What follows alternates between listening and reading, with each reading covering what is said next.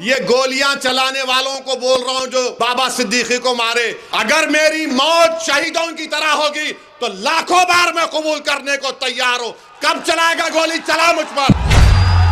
वारिस पठान इंशाल्लाह कामयाब हो गए तो सबसे ज्यादा तकलीफ जिस्म के उस हिस्से में किसी को होगी तो देवेंद्र फडणवीस को होगी। और जिहाद हुआ, और जिहाद हुआ। राहत इंदौरी ने अच्छा कहा था देवेंद्र फडणवीस के बारे में, शायद अब के जो फैसला होगा वो यहीं पर होगा। हमसे अब दूसरी हिजरत नहीं होने वाली। अब ये मुल्क हमारा था, है और रहेगा इंशाअल्लाह ताला। ये देवेंद्र फडणवीस आजकल रातों में भी मेरा वजीफा पढ़ रहे हो उन्होंने। अब बोल रहे ओवैसी तुम हैदराबाद से आए, हैदराबाद चले जाओ। देवेंद्र फडणवीस तुम समझो इस बात को, तुम अपने दिमाग से निकाल दो इस बात को कि फडणवीस बड़ा है, ओवैसी छोटा है। फडणवीस ऊंची कुर्सी पे बैठेगा, ओवैसी नीचे बैठेगा। नहीं फडणवीस, ये तुम्हारी दिमाग की गलती है। बाबा साहेब अंबेडकर का संविधान ने सबको बराबर बना दिया। अगर तुम बैठोगे तो कुर्सी पे टांग डाल के ओवैसी तुम्हारे आंख में आंख डालकर बोलेगा कि मेरा हक मुझे दो। और देवेंद्र बोल रहे नहीं तुम हैदराबाद से हैदराबाद को चले जाओ। अरे देवेंद्र फडणवीस सुनो, हमारे अब्बा आदम अलैहिस्सलाम, हमारे अब्बा जब दुनिया में आए तो अल्लाह ने कहा, अल्लाह ने उनको कहा है भारत में आए। अब्बा पहला कदम भारत में रखे। ये जमीन मेरे बाप की है, कोई नहीं भिजा सकता कहीं भी मुझे। इन्हें बोल रहे हैदराबाद चले जाओ। राहत इंदौरी ने अच्छा कहा था देवेंद्र फडणवीस के बारे में, शायद अब के जो फैसला होगा, सुनो फडणवीस, अब के जो फैसला होगा वो यहीं पर होगा। अब के जो फैसला होगा वो यहीं पर होगा। हमसे अब दूसरी हिजरत नहीं होने वाली।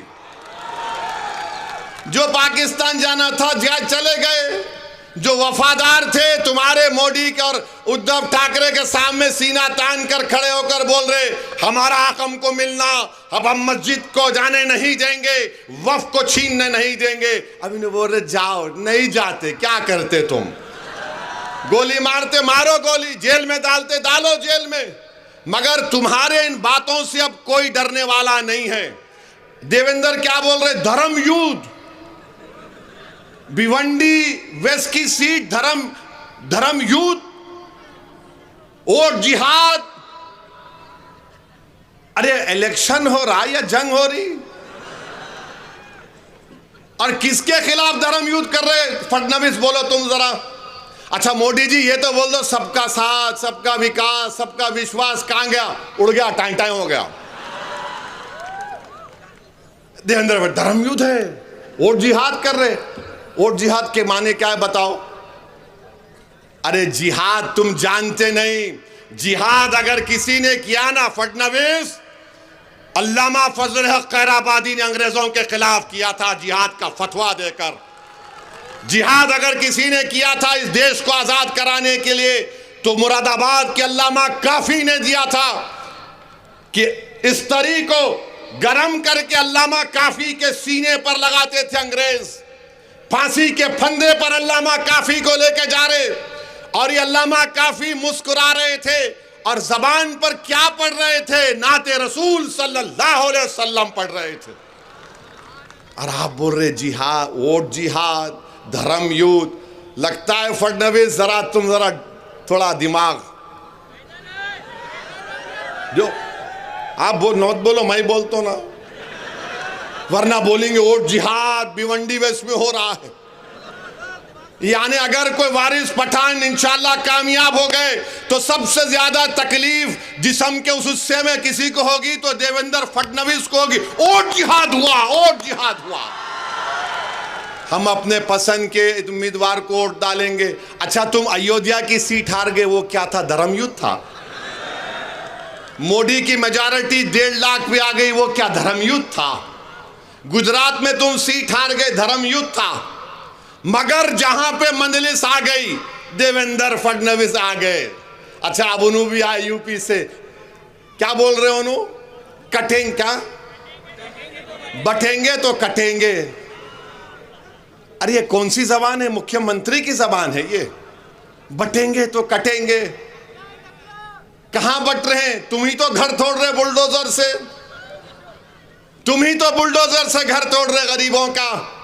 तुम्हारी सरकार में अतीक को गोली मार दी गई, उनके भाई को हथकड़ियां हैं, तुम गोली मार दिए। मेरी गाड़ी पर गोलियां चलाए विधानसभा के इलेक्शन में, दासना में 6 गोलियां मुझ पर चलाए। ये और बात है कि अल्लाह ने अपने हबीब के सदक़े मुझे बचा लिया।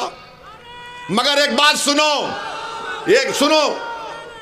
मेरी एक बात सुनो, ये गोलियां चलाने वालों को बोल रहा हूं जो बाबा सिद्दीकी को मारे। अरे सुन मेरी बात को जालिम, जो इस दुनिया में आता है ना, अल्लाह उसको उसकी माँ की पेट में भिजाने से पहले आलम अरवाह में अल्लाह उसकी इज्जत, उसकी रिज़्क़, उसकी जिंदगी लिख कर भी जाता। अगर मेरी मौत शहीदों की तरह होगी तो लाखों बार मैं कबूल करने को तैयार हूं। कब चलाएगा गोली? चला मुझ पर। तुम समझ रहे हम मौत से डरने वाले? अरे मौत से नहीं डरते हम। हमारी दुआ एक ही होती कि जब कभी भी जिस्म से अल्लाह रूह निकालेगा, एक बार अल्लाह अपने हबीब का दीदार करा दे और कलमे पे हमारा जबान पर कलमा अल्लाह नाफिज कर ले, हम जाएंगे दुनिया से, हम जाएंगे। सबको जाना है। बल्कि मैं तो दुआ करूंगा कि अल्लाह, आप सब आमीन बोलना, या अल्लाह नरेंद्र मोदी को, अमित शाह को, देवेंद्र फडणवीस को अल्लाह 130 साल की उम्र दे। हो गया ना, हो गया। अब तुम जियो, हम तो मौजा ही मौजा करते हुए जाएंगे। और जब खबर में जाएंगे तो अल्हम्दुलिल्लाह वो चेहरा मुबारक दिखा जाएगा। हम तुम्हें तो हमारा क्या तुम कंपेयर कर रहे? बटेंगे तो कटेंगे। अरे किसको डरा रे? ये डरने वाले नहीं हैं, ये डरने वाले नहीं है। हाँ, 1 दिन 2 दिन 3 दिन 10 साल से तुम डरा रहे हो, मगर डरने का नाम नहीं ले रहे हैं। 1 साल से इजराइल मार रहा है 40,000 लोगों को, तब भी उनके हौसलों को नहीं तोड़ सका। दुनिया परेशान है। क्या है ये वो है आका के गुलामों के गुलाम है हम लोग। ये तुम्हारे डराने से डरने वाले नहीं है। तुम किसी और को डराओ, बटेंगे कटेंगे। एक है तो सेफ है, वो वहां चले जाओ, यहां चले जाओ। वो दिन चले गए, अब कोई डरने वाला नहीं है। अब ये मुल्क हमारा था, है और रहेगा इंशाअल्लाह ताला।